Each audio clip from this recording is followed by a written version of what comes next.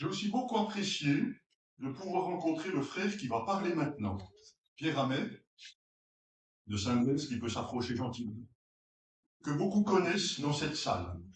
De formation ingénieur en mécanique, ayant entrepris ensuite des études de théologie, il a été longtemps pasteur dans l'église réformée de Saint-Blaise. Il est à la réforme, mais très actif, peut-être trop actif, hein. Aujourd'hui, mais voilà, il est là. Merci Seigneur. Il est beaucoup demandé pour des conférences et des prédications.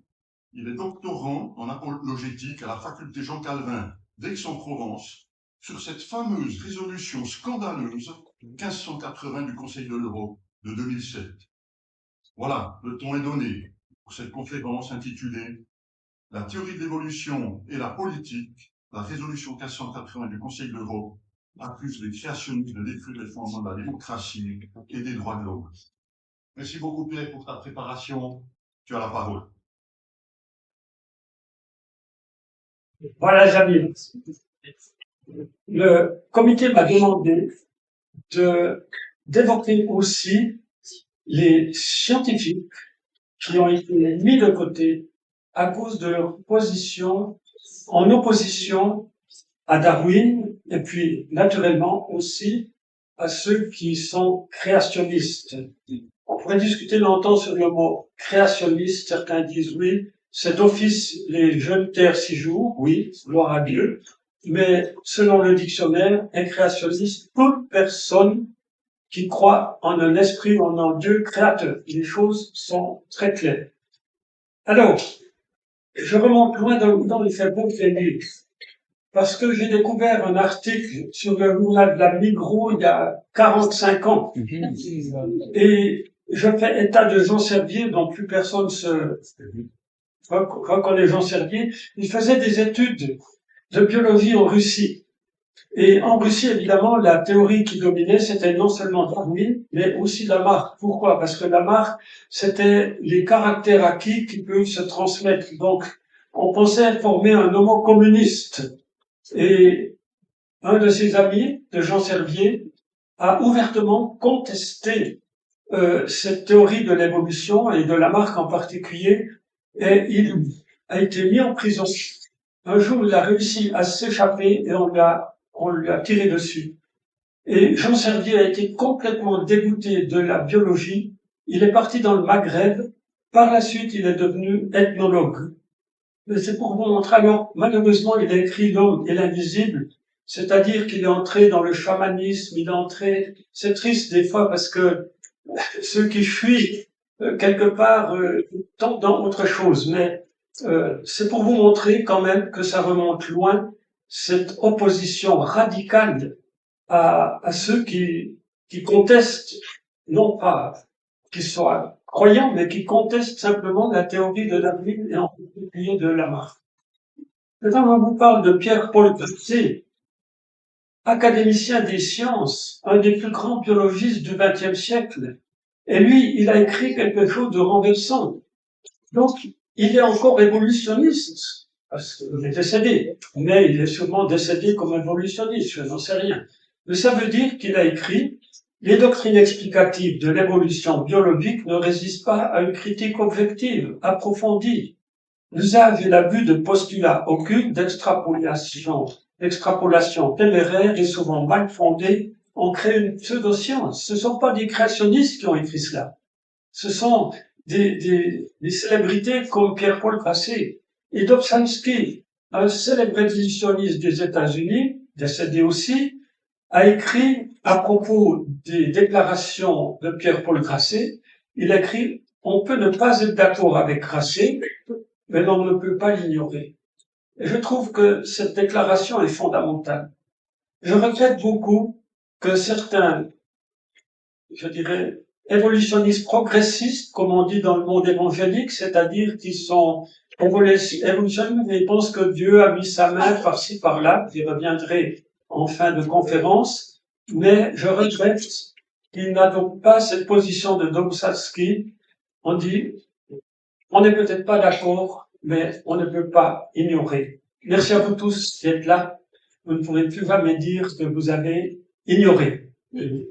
Maintenant, je parle de Rémi Chauvin, aussi un biologiste très connu, décédé aussi maintenant, mais professeur émérite à la Sorbonne.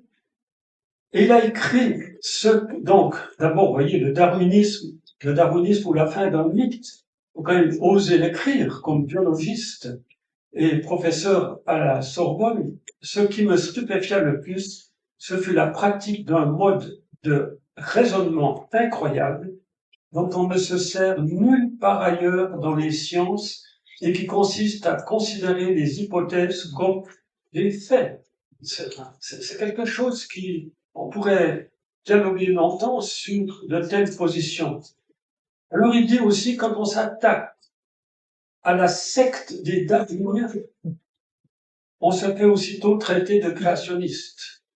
Et il va dire, il importe de souligner qu'il est absurde d'être créationniste. Donc, si vous êtes créationniste, vous êtes dans l'absurdité.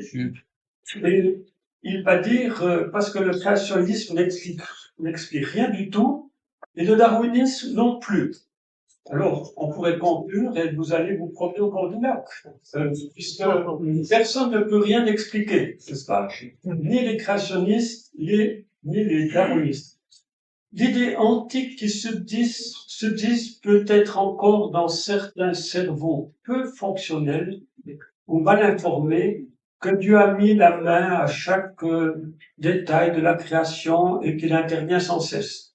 Désolé pour vos cerveaux peu fonctionnels et mal informés. Voilà. Mais il a quand même écrit « Ne soyons pas hypocrites ». Il est bien vrai, catholique, rassurez-vous. Il y a certaines déclarations qu'il faut lire en toutes lettres. Ne soyons pas hypocrites, il est bien vrai que tout programme suppose un programmeur. Et aucune acrobatie dialectique ne nous le fera éviter. Et ça, c'est majeur comme déclaration de la part de ce biologiste. Ça veut dire il y a obligatoirement un programme pour pour mettre les molécules ensemble. Voilà. Alors, qui a programmé? Alors, il dit, mais quel programmeur? Je n'ai pas la réponse, mais on peut rêver. Eh bien, oui, on peut rêver. Et on rend grâce à Dieu d'avoir la parole de Dieu, d'avoir d'éminents scientifiques comme ce matin et encore cet après-midi, qui, eux, nous disent pourquoi ils croient en 6 jours. Parce qu'évidemment, quand un pasteur y croit, on dit c'est son travail. Mais j'ai beaucoup aimé ce matin, en fait, tout ce développement. Ça veut dire que il a posé des bases théologiques et c'est pas un pasteur qui a parlé, c'est un éminent scientifique. Et pour moi, c'est quelque chose de très, très important et je remercie ces orateurs de ce matin. Maintenant, vous avez ici 1000 scientifiques qui expriment leurs doutes concernant la théorie de Darwin. Voilà. Il y a des doutes. Alors, vous direz 1000 sur les millions de scientifiques dans le monde, c'est infini. Mais quand même pas, ça veut dire qu'ils existent. Et puis, vous avez là même un URL, 800 scientifiques rejettent la théorie de l'évolution. Et ça, on fait un pas de plus, n'est-ce pas? C'est plus seulement un doute, mais c'est un rejet.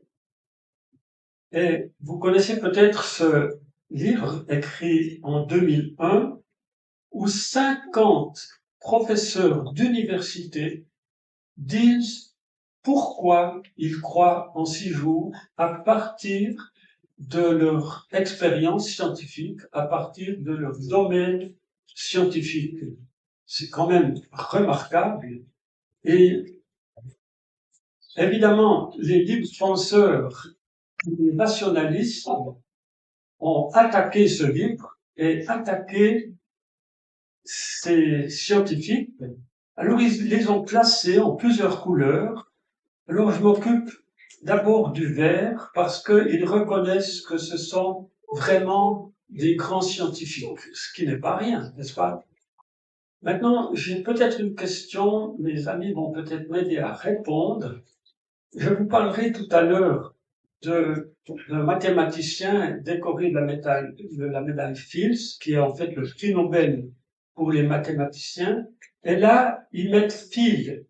Field. Alors, est-ce qu'il y a plusieurs qui ont eu cette médaille? C'est pas exclu, mais ce qui m'intéresse, c'est qu'il y a pas mal d'élèves dans toute leur description. Alors, il y a aussi du rouge, il y a aussi d'autres couleurs, mais malgré tout, ils reconnaissent que ces personnes sont fiables dans leur domaine, sauf quand ils parlent de la création.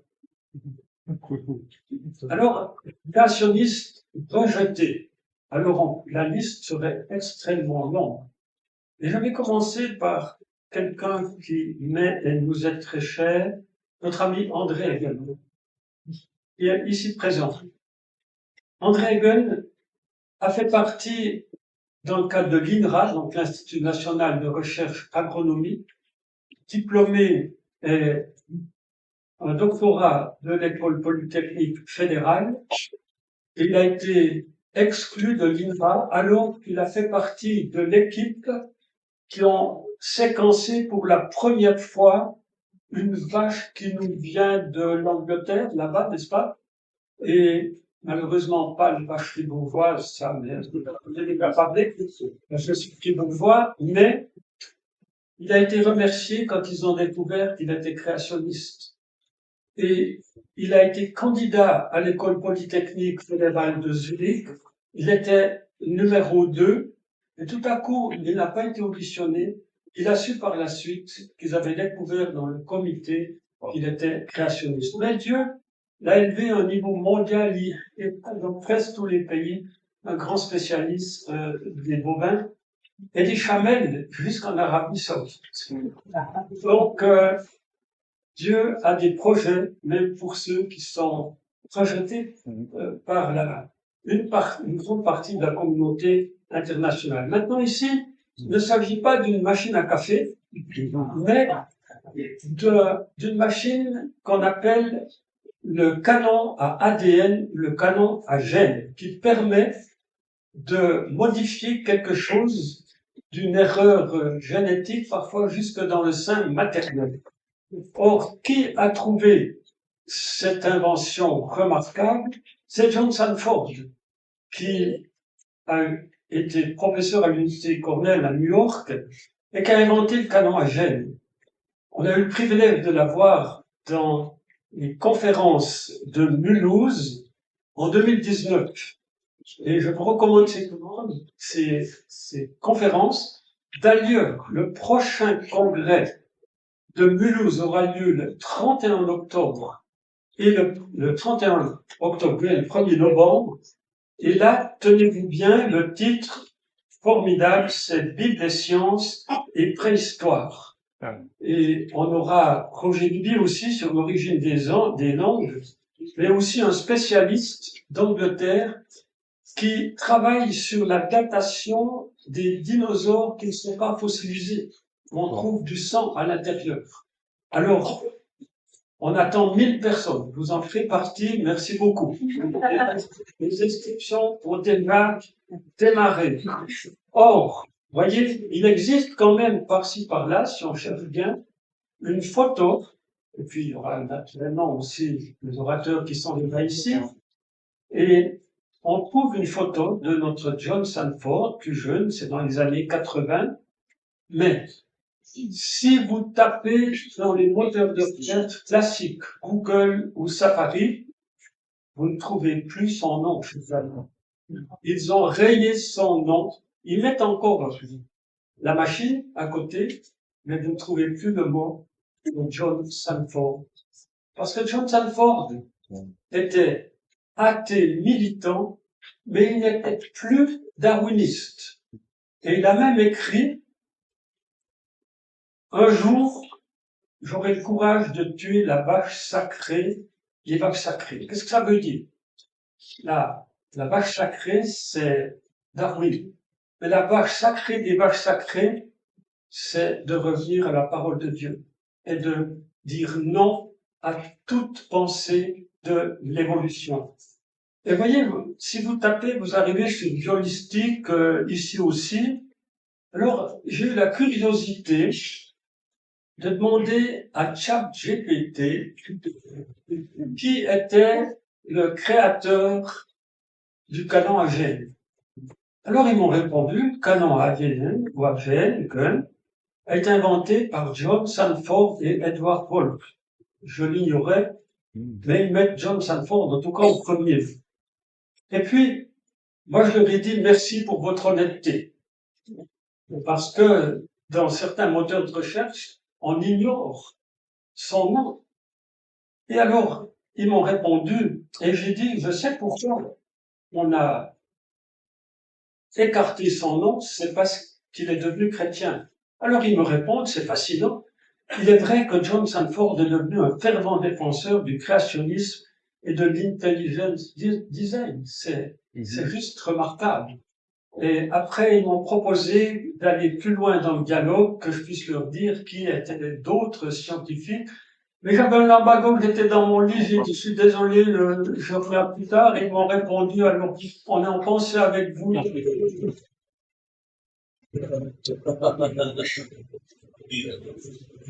Si vous voulez le consoler, vous travaillez avec un si je n'ai pas le moral aujourd'hui, ben, c'est bon, vous le remontez. C'est pas possible. Maintenant, j'aimerais vous parler de Guy Berthaud. Aussi, c'est un très cher ami, Guy Berthaud. Et ingénieur diplômé de l'école polytechnique, chevalier de la Légion d'honneur de l'Ordre national du mérite. Et il a révolutionné la sédimentologie mondiale. Alors, je ne suis pas ici pour vous parler de la sédimentologie, mais c'est, je peux dire un ami parce que il fait beau vieillir. Vous voyez? Ça veut dire que je l'ai rencontré dans les années 90, 95. Vous voyez, ça fait un bout. J'avais donné des conférences à Canal Alpha, la télévision régionale du Jura, et il en était sorti 4 ou 5 vidéocassettes. Et j'avais envoyé ces vidéos à notre ami Guy Berthaud parce que je m'étais servi de ses découvertes sur la sédimentologie. Alors il m'a répondu qu'il était vraiment encouragé, enthousiasmé par ces vidéos, et il m'avait donné rendez-vous dans un hôtel 5 étoiles à Lausanne. C'est la première fois que je l'ai rencontré. Depuis, il est venu dans mon séminaire et ici Patrick et André sont témoins que nous avons passé parfois jusqu'à une semaine avec lui. Et hélas, maintenant, il a 93, 94 ans. Il est plus trop bien dans sa tête. Mais, pourquoi je vous en parle? Vous avez peut-être entendu parler du mont Saint-Helens, n'est-ce pas? Aux États-Unis, nord-ouest des USA, dans l'État de Washington.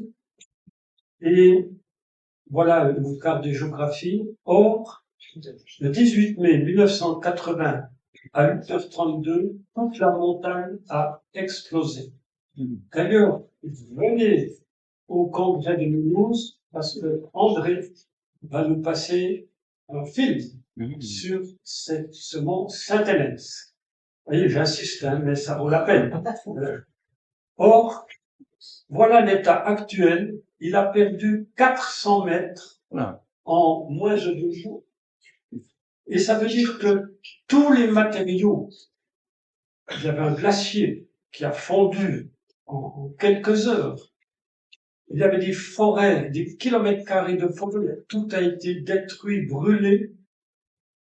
Tout est arrivé dans ce fameux lac Spirit Lake et tout est descendu dans la vallée. Et il s'est créé un canyon nouveau qui n'existait pas avant, avec des couches stratifiées que normalement on devrait dater, même à l'œil nu, de millions d'années. Et ils ont même trouvé des arbres fossilisés. Or, Guy Berthaud est un spécialiste aussi de la radiométrie, c'est-à-dire de calculer l'âge des roches. Or, nous savons, enfin, j'ai appris, mais que ce qui sort d'un volcan doit être calculé depuis le temps zéro. Et donc, notre ami Guy Berthaud est allé là-bas, et j'ai eu le privilège qu'il m'écrive, je sais pas, le premier qui a reçu les résultats. Mais quand même, il m'a écrit, vous voyez, en 1997, et de cette écriture merveilleuse, je ne veux pas dire que je vends ces documents, on ne fait pas d'argent avec la foi chrétienne, hein, dans ce sens, mais c'est vrai que c'est des documents très précieux.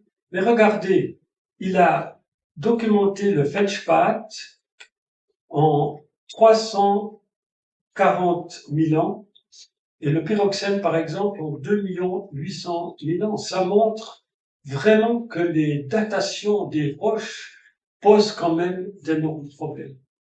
Et voilà. Alors, évidemment, mais c'est bien de donner le temps.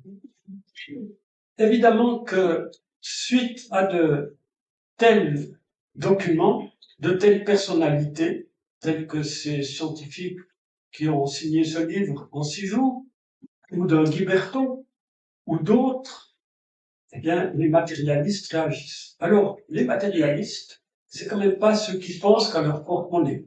Ça veut dire que c'est une question philosophique qui considère vraiment qu'il n'y a que de la matière. Mais il faut ajouter le mot immanent, matérialisme immanent, pour être ceux qui sont matérialistes. Immanent, c'est clair, il n'y a pas d'esprit, pas de Dieu, il n'y a que de la matière. Or, il y a eu ce fameux livre de Michael Denton, Évolution de théorie en crise. Et là, en 1988, d'ailleurs, il s'est passé beaucoup de choses dans les années 80, 90. Et lui, ça a été un coup de tonnerre dans le ciel bleu. Parce que il a écrit l'évolution est ni plus ni moins le grand mythe cosmologique du XXe siècle. Or, il est encore évolutionniste. Il était encore, lui, il pensait qu'il y avait un œuf primitif et que dans cet œuf primitif, il y avait tout le développement de la nature des êtres vivants et que cela était programmé à l'avance. Et malgré tout, il a mis en question quand même des choses fondamentales. Par exemple, il dit le système bronchial des poissons qui ont dû devenir des oiseaux, ça n'a rien à voir avec le système aviaire. C'est deux mondes différents. On peut dire que le moteur à explosion est une évolution de la machine à vapeur, c'est pas tout à fait faux. Mais par contre, le moteur à réaction, si vous dites que c'est une évolution du moteur à explosion, vous allez me faire rire tous ceux qui connaissent quelque chose à la mécanique. Et donc, ça a été un tel choc. Il dit aussi, mais comment est-ce que les écailles d'un poisson sont devenues des plumes? Et il démontre tout cela sur beaucoup de pages, aussi au niveau mathématique, etc. Or, c'en était trop. C'en était trop pour la communauté scientifique des penseurs du matérialisme immanent. Et donc, il s'est créé un grand congrès. On n'est pas les seuls à faire des congrès. Et Patrick Thor, sous sa direction, ont créé le congrès pour Darwin. Chers amis, il y a 1095 pages. Vous savez, quand on travaille ces questions, il faut s'appuyer des bouquins vraiment très épais. Et il consacre plus de 70 pages pour démolir Michael Denton. Or, les choses sont très claires. Quand on prend autant de temps pour démolir quelqu'un, chers amis, c'est que cette personne est inquiétante. Et je dirais, c'est presque rassurant. D'ailleurs, ceux qui nous démolissent, non pas pour dire qu'on a des petits cerveaux, ça, bon, voilà, mais s'ils prennent la peine de donner quelques arguments, ça veut dire que quand même, ils sont un petit peu inquiets de nos développements. Or, ce Patrick Thor, je vous en reparlerai, c'est vraiment l'apôtre vivant de Charles Darwin. Une sommité mondiale qui écrit à peu près un livre de 500 pages par année, qui va dans le monde entier, dans les universités, pour continuer de dire que la théorie darwinienne de l'évolution est la seule valable. Qu'il n'y a pas d'autre théorie, c'est la seule. Des petites erreurs dans au niveau du génome, Darwin ne connaissait pas cela. On a écrit la boîte noire de Darwin. On sait aujourd'hui que ce sont des petites mutations génétiques triées par la sélection naturelle, et ça donne, au fond, toute l'histoire du vivant.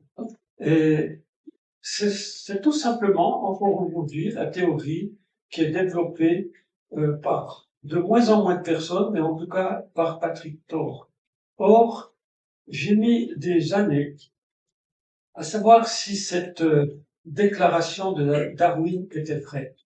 Parce que vous n'avez pas le droit de mettre quelque chose à l'écran si vous ne pouvez pas l'appuyer du point de vue scientifique. Donc, le vrai matérialisme fait de Dieu une impossibilité, de la révélation une vue de l'esprit, et de la vie future une absurdité. Charles Darwin, 1879. C'est quand même lourd de conséquences. Quand on me dit oui, mais Darwin croyait en Dieu, non, il n'y croyait plus du tout. Non seulement il n'y croyait plus, mais il part dans le combat. Dieu, une impossibilité, révélation, une vue de l'esprit, la vie future, une absurdité.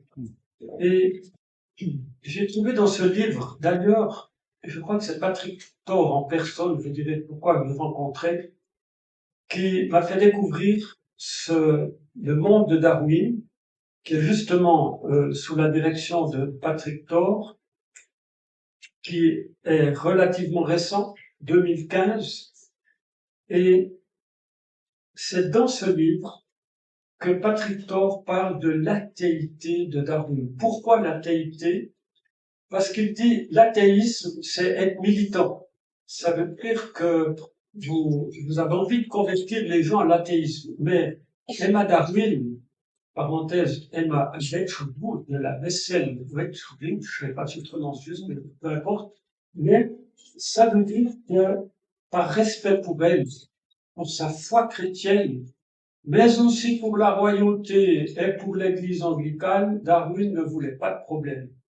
Donc, c'est plutôt au soir de sa vie et surtout dans ses carnets qu'il a révélé en fait ce que Patrick Thor appelle son athéité plutôt que son athéisme. Et on trouve cela confirmé aussi dans son autobiographie. Or, Emma, à la mort de Darwin, son épouse Emma, par amour pour son mari et puis peut-être aussi par désespoir pour sa position par rapport à Dieu, elle a fait effacer de ses carnets ce que je vous ai lu tout à l'heure. Mais Dora Barlow, sa petite fille, pas tellement avant l'an 2000, a remis les choses en ordre. Et il semble que dans les nouvelles versions de ses carnets, de son autobiographie, on trouve à nouveau cette fameuse déclaration. Alors on peut se poser la question, pourquoi est-ce que Dora a fait cela? En parenthèse, on a commencé avec un quart d'heure de retard. Pardon? Oh oui, j'ai encore une demi-heure.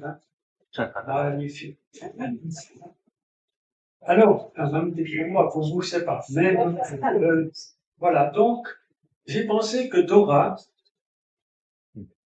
c'est pas qu'un souci de vérité, c'est qu'elle est probablement élevée dans ces générations, à la limite qu'on appelle le wokisme maintenant, où on remet tout en question, mais où finalement le matérialisme imminent a fait son œuvre pour des millions et millions de gens qui sont élevés dès l'école maternelle dans la pensée de Darwin, mais aujourd'hui plus encore dans la pensée du matérialisme immanent.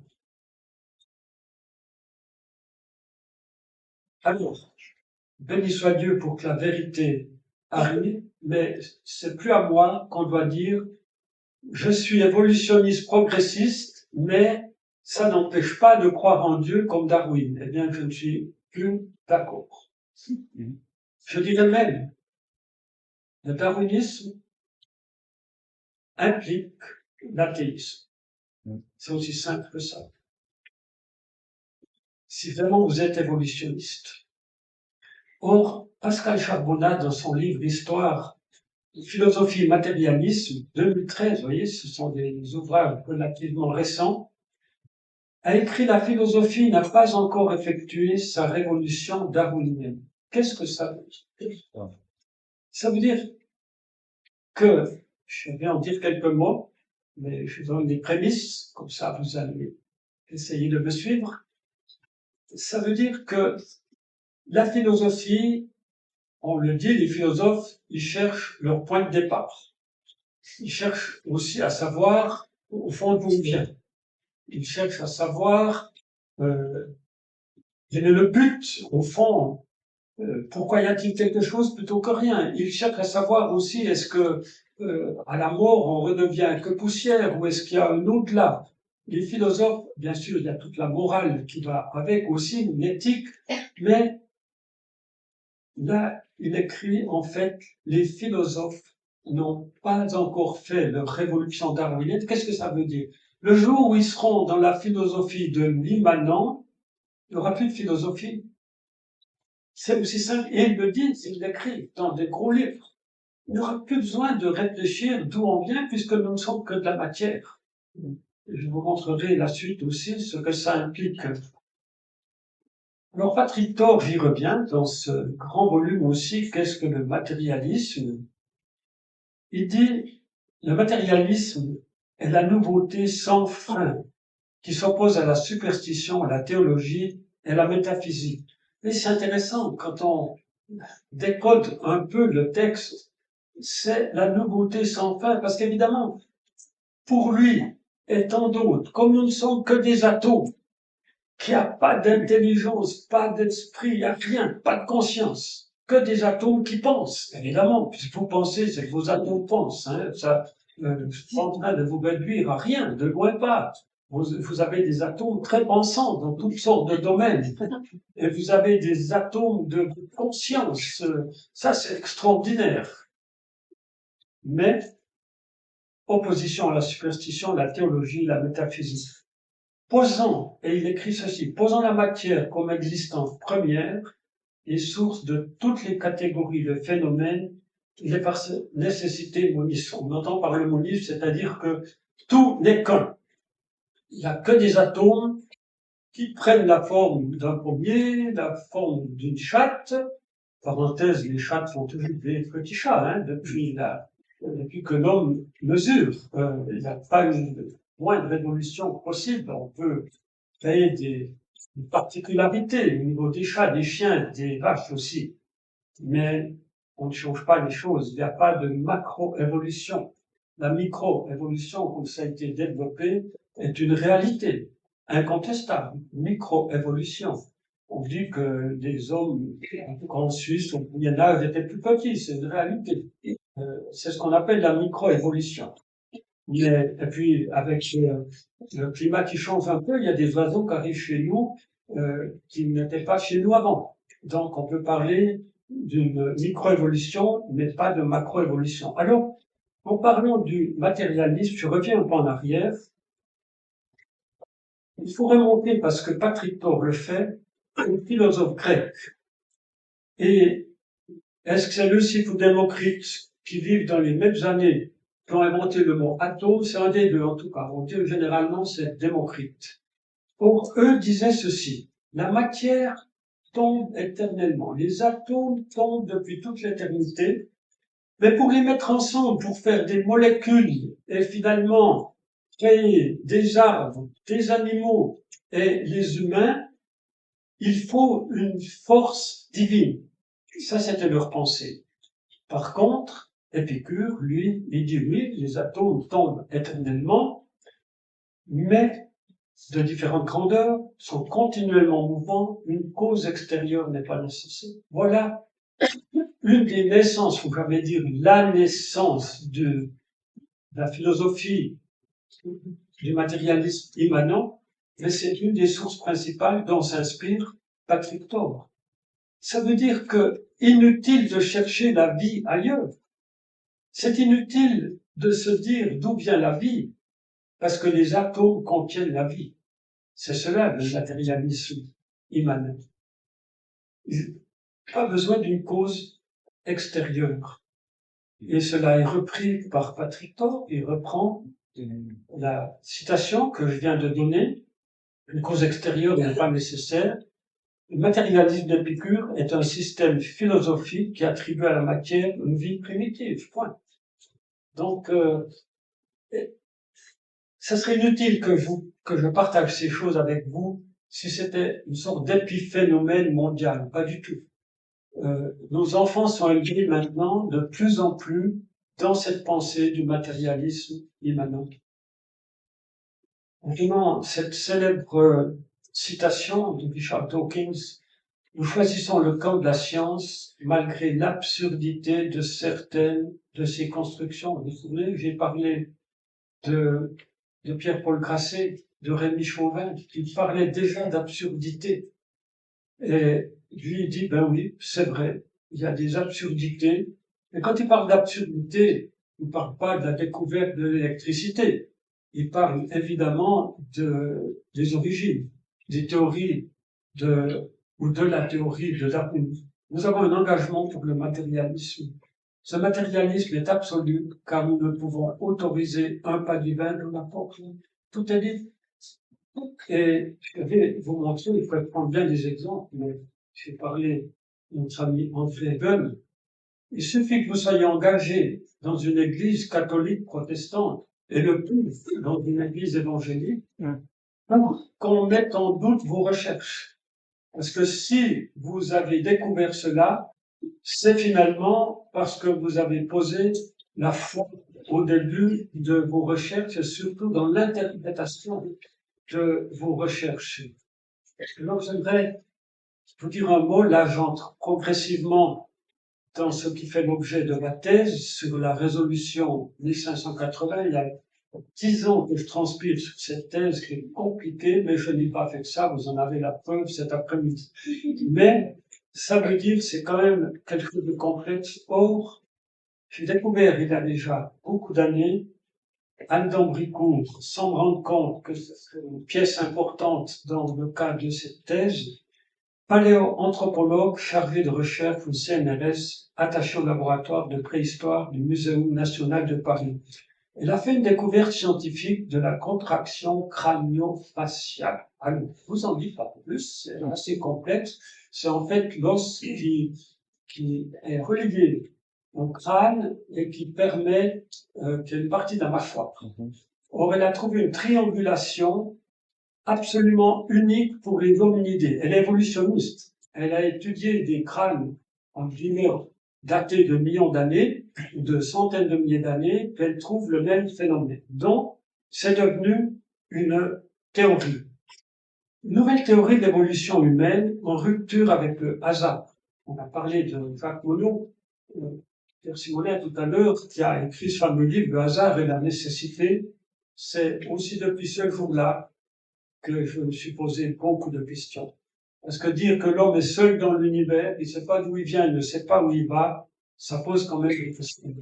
Et donc, le hasard, qui est la pièce maîtresse de la théorie darwinienne, réintroduction du déterminisme et du finalisme. Le déterminisme, ça veut dire que voilà, il y a tout d'un coup une rupture dans la chaîne du hasard, il y a quelque chose de nouveau qui n'existait pas avant. Le finalisme, c'est encore pire, ça veut dire qu'il y aurait un projet, comme Dieu a eu un projet en créant, bien sûr, la nature, tout ce dont on a parlé ce matin, et évidemment un projet pour nous, chers amis, et un projet de salut, puisque Dieu a prévu le salut avant la création du monde selon Éphésiens 1. Or, sa découverte a été soumise à René Plan, qui lui alors est médaillé Fields en mathématiques, et c'est l'équivalent, alors je suis convaincu, c'est clair et net, c'est un prix Nobel en mathématiques. Et il a écrit ceci. Je ne crois pas dans ma carrière avoir rencontré un biologiste ayant un sentiment aussi simple et aussi précis des contraintes d'équilibration globale de l'être vivant. Et alors, il a été chargé par la commission du CNRS d'évaluer la scientificité de la découverte d'Anne d'Ambricourt-Malassé en 1994, et il a présenté les résultats de la Société française de biologie théorique. Et il a dit, le modèle mathématique ça a été déclaré, de René Tan démontre la validité de la découverte d'Andricourt-Malassez. Mais évidemment, c'était beaucoup trop. C'est pas possible qu'on reparle de déterminisme et qu'on reparle de finalisme. Alors là, ils sont vraiment montés au créneau et ils ont détruit cette femme d'une manière incroyable. Elle a écrit ce livre pour exprimer sa souffrance, alors qu'elle dit elle était athée quand elle a fait sa découverte. Elle était athée. Et René Tan, mathématicien, a attesté la scientificité de cette découverte, mais elle a été tellement démolie qu'elle est arrivée jusque dans une dépression profonde. Et là, elle a trouvé, Tyler de Chardin a trouvé la foi, devenue une catholique pratiquante. Alors maintenant, c'est facile de dire, oui, mais elle était catholique pratiquante. Vous voyez comment on réduit des découvertes qui mettaient clairement en question une grande partie de la théorie de Darwin. Elle a publié ce livre, La légende maudite du XXe siècle, l'erreur darwinienne. Elle a dit le matérialisme est une philosophie de combat, et je le crois profondément. C'est aussi pour ça que des fois on mène un combat, aussi un combat spirituel. Or, c'en était trop de nouveau. Nouveau congrès, un congrès incroyable, dont ce livre est le résultat de ce congrès, intrusion spiritualiste et imposture intellectuelle en sciences.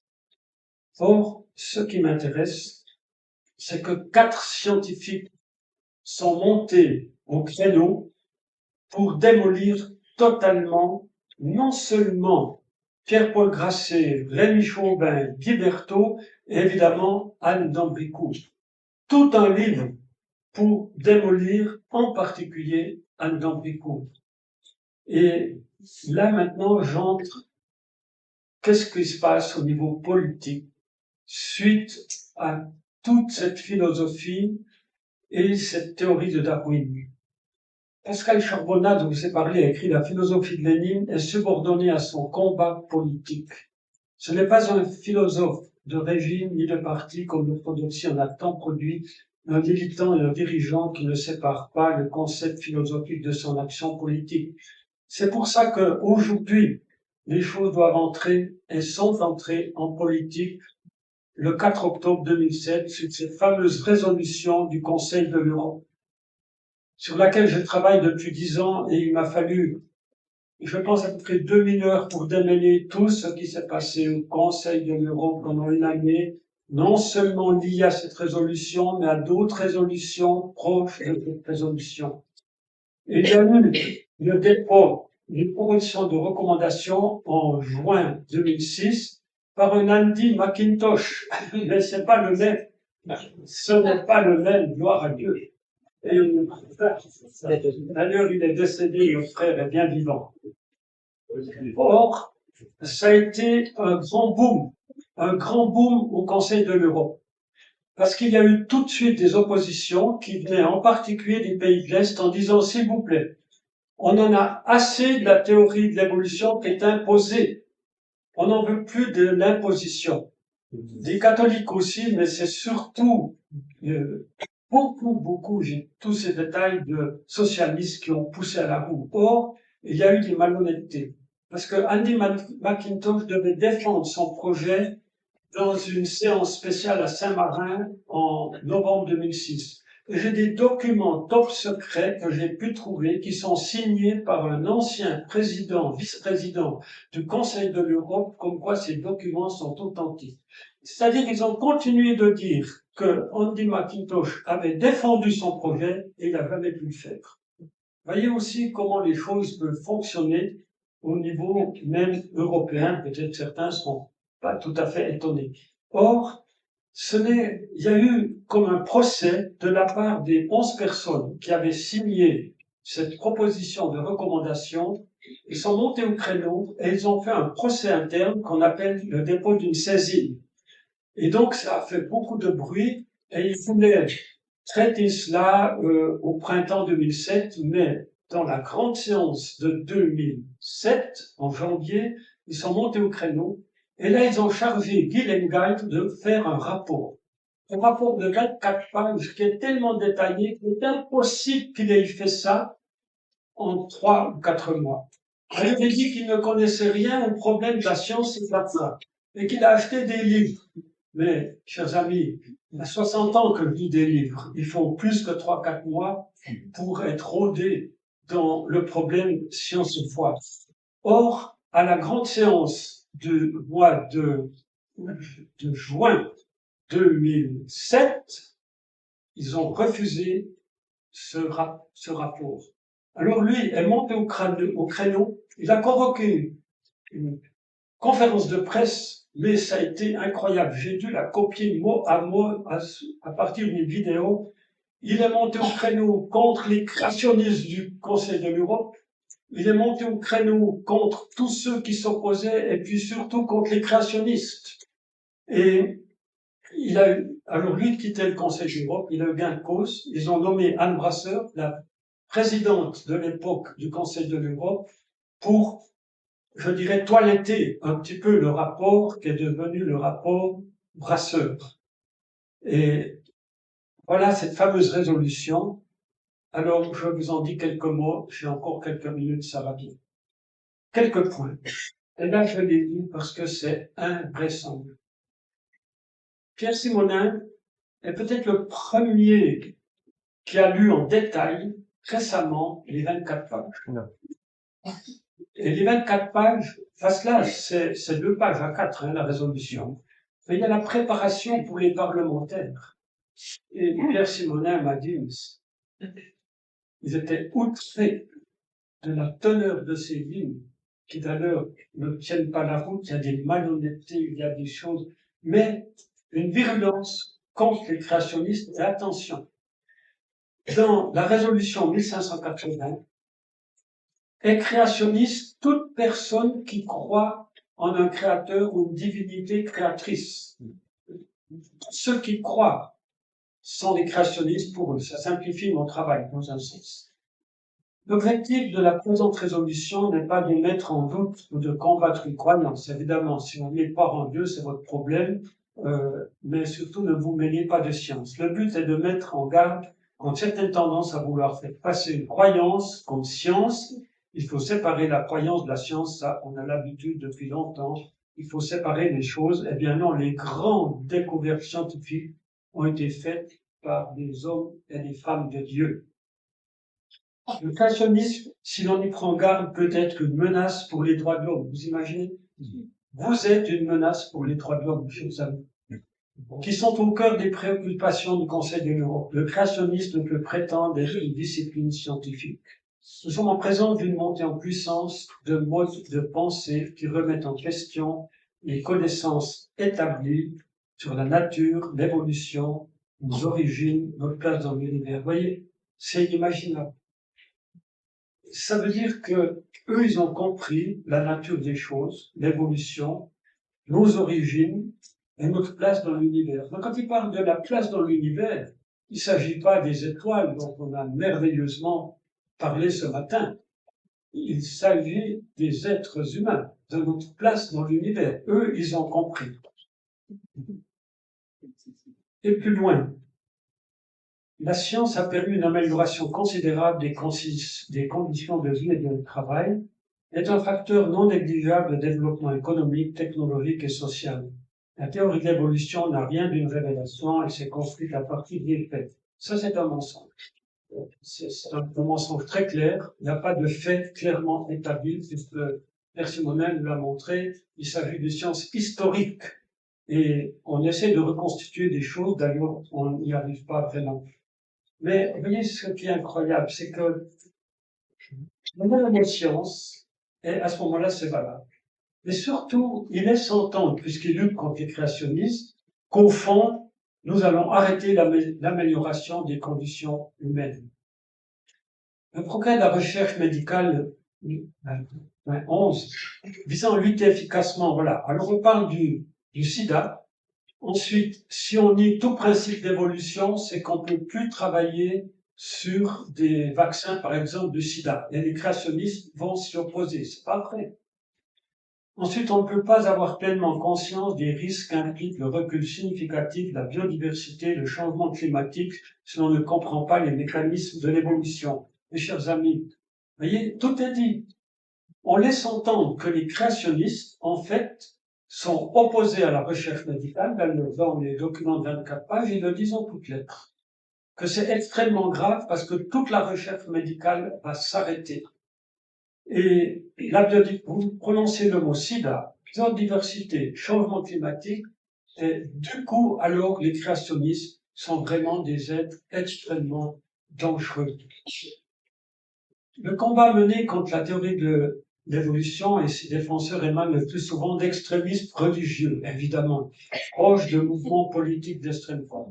J'ai assez lu pour savoir que dès qu'on nous place de l'extrême droite, tout est dit aussi, on n'entre plus en matière avec des gens d'extrême droite. À l'époque, c'était George Bush.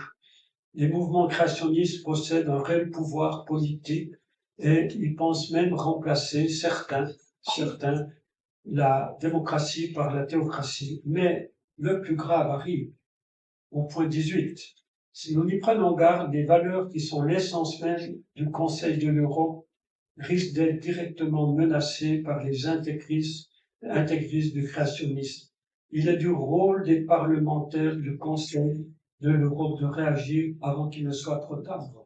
Et ça, c'est coulé dans la résolution, c'est plus la préparation. Et je peux vous dire qu'ils sont à l'œuvre. Certains disent oui, mais non, ils sont à l'œuvre. Très clairement. D'ailleurs, dans les écoles françaises où les petits enfants à Paris, ils sont, dès la maternelle, on les formate dans la théorie de l'évolution. Et pas question de parler de Dieu.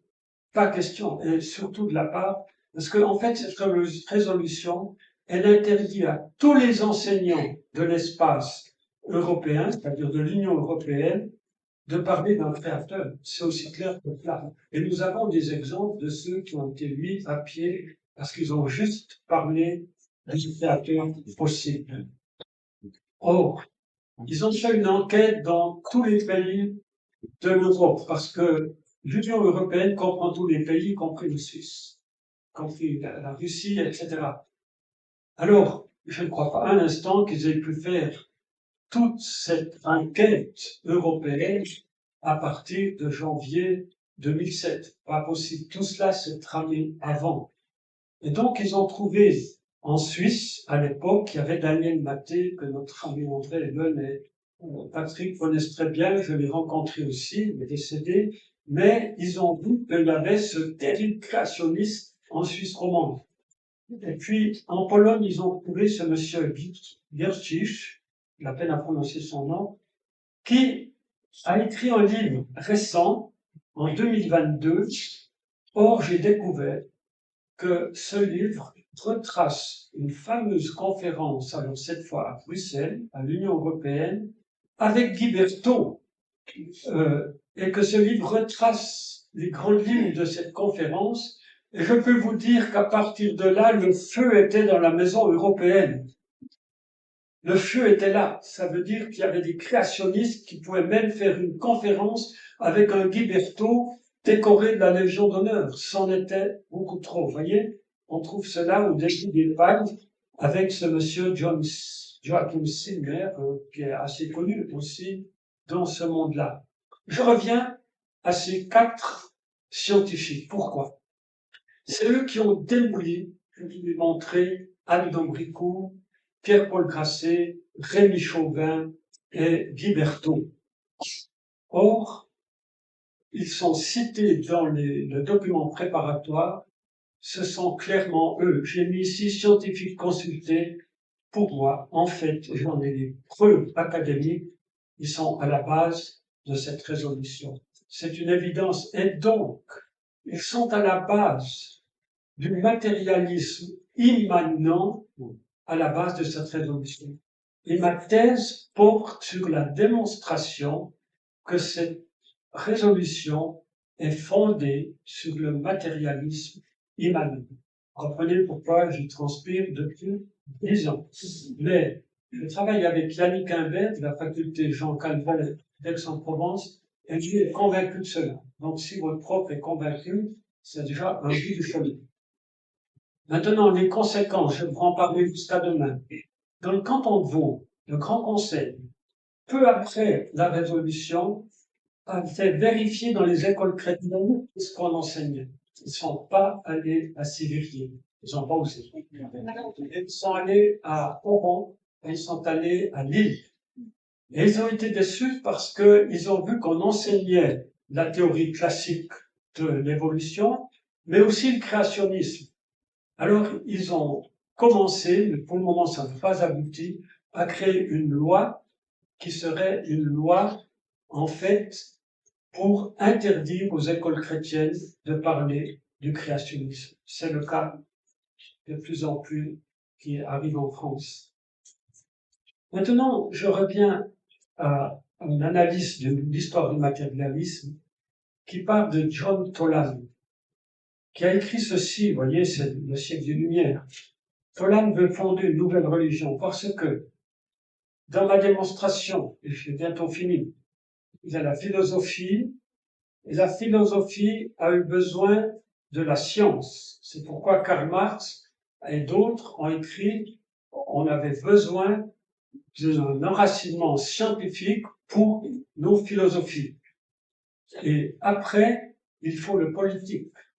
Parce que les philosophes sont désespérés, il y a peu de personnes qui les lisent. Et on dirait que même un Pakistan, je finirai par vous dire un mot, eh bien, ils sont un peu désespérés parce qu'il y a de moins en moins de professeurs d'université qui croient à la théorie de Darwin. Et lui, il va plus loin. Il faut fonder une nouvelle religion parce que finalement, on va vers une religion antichristique. Et j'en vois tout le développement depuis la nuit des temps. Et comment ça avance, je vous en ai montré une partie. Son Dieu est l'univers d'où proviennent toutes choses. Son culte s'adresse à la vérité, à la liberté et à la santé. Ses saints sont les esprits éminents. Friedrich Lange. Et là, il dit l'avenir plus ou moins prochain de la religion, d'une de ses voies consiste à supprimer et à abolir entièrement toute religion et à transférer sa tâche à l'État, à la science et à l'art. Nous y sommes, chers amis. Alors, vous direz, mais c'est pas comme ça chez nous dans le canton de Vaud. Mais je vous dis que les choses vont plus vite qu'on imagine. Or, Vincent Payon, qui a écrit La Révolution n'est pas terminée. Mais la Révolution, pour ceux qui ont fait un peu d'histoire, c'est effrayant. Si vous pensez à Robespierre, c'est la terreur. On a vraiment mis à balle toutes les églises, détruit des églises, tué des prêtres. Effrayant. Et il ose dire que c'est pas terminé. Mais il s'explique. Parce que il dit, en fait, il faut détruire l'Église, il faut terrasser définitivement l'Église. Non pas seulement l'Église catholique, mais toute Église et toute orthodoxie. Et on revient à Lénine, qui a dit, pour que les choses puissent s'appliquer, il faut le politique, il faut même l'armée, la terreur. Mais après avoir écrit ce livre, Vincent Payon a été nommé ministre de l'Éducation en France. Et après, il a été à l'Europe et même enseignant à l'université de Neuchâtel. Et j'ai un article qui dit « Le prophète arrive ». Le prophète arrive dans l'université, lui qui veut détruire les églises, vous voyez? Quelque part, ce qu'on met dans la tête de nos enfants et de nos étudiants, c'est quelque chose. Alors, je vous dis encore un mot pour terminer de Patrick Thor. Il a écrit donc Aucun scientifique rigoureux, la matière qu'il devient dès lors absurde de considérer comme essentiellement ou primitivement non vivante. J'ai eu le privilège de rencontrer Patrick Thor. C'était pas du tout, c'était un miracle complet. D'ailleurs, il y avait eu une prophétie il y a plus de 20 ans, et mon ami Jean-Pierre Besquela avait écrit la prophétie qui disait, il y a 25 ou 30 ans, qu'il me serait donné de rencontrer certaines sommités mondiales. Et un jour, sans rendez-vous, sans rien, dans un village près de Toulouse, un ami, je dis son nom maintenant, on voulait visiter à Puy-Celle-ci, un village, la maison internationale du darwinisme. Ça a été très compliqué pour la trouver.